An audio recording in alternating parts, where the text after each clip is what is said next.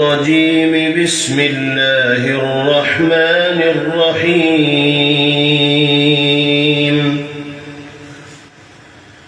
وإذ قال إبراهيم رب اجعل هذا البلد آمنا واجنبني وبني أن نعبد الأصنام رب إنهن أضللن كثيرا من الناس فمن تبعني فإنه مني ومن عصاني فإنك غفور رحيم. ربنا إني أسكنت من ذريتي بواد غير ذي زرع عند بيتك المحرم ربنا ليقيموا الصلاة فاجعل أفئدة من الناس تهوي إليهم وارزقهم من الثمرات لعلهم يشكرون. ربنا إنك تعلم ما نخفي وما نعلن وما يخفى على الله من شيء في الأرض ولا في السماء.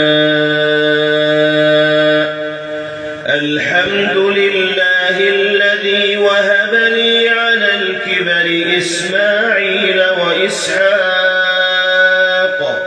إن ربي لسميع الدعاء. رب اجعلني مقيم الصلاة ومن ذريتي ربنا وتقبل دعاء. ربنا اغفر لي ولوالدي وللمؤمنين يوم يقوم الحساب.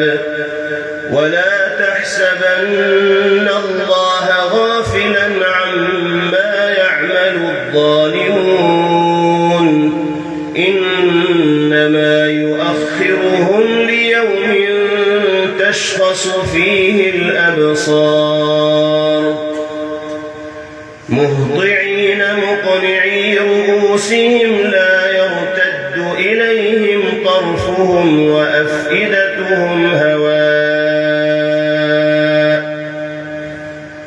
وأنذر الناس يوم يأتيهم العذاب فيقول الذين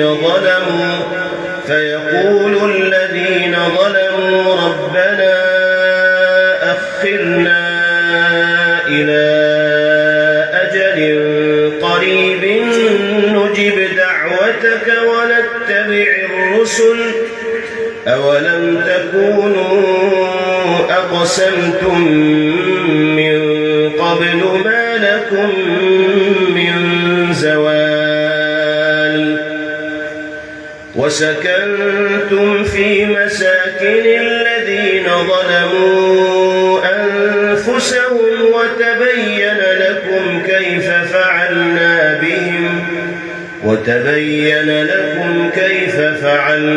بهم وضربنا لكم الأمثال. وقد مكروا مكرهم وعند الله مكرهم وإن كان مكرهم لتزول منه الجبال. فلا تحسبن الله مخلف وعده رسله إن الله عزيز ذو انتقام.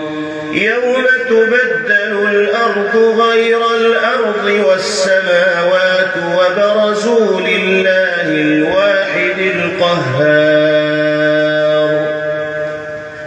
وترى المجرمين يومئذ مقرنين في الأصفاد سرابيلهم من قطران وتغشى وجوههم النار ليجزي الله كل نفس ما كسبت إن الله سريع الحساب هذا بلاغ للناس ولينذروا به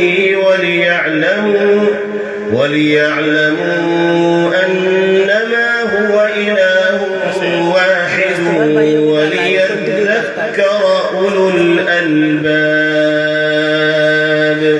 صدق الله العظيم.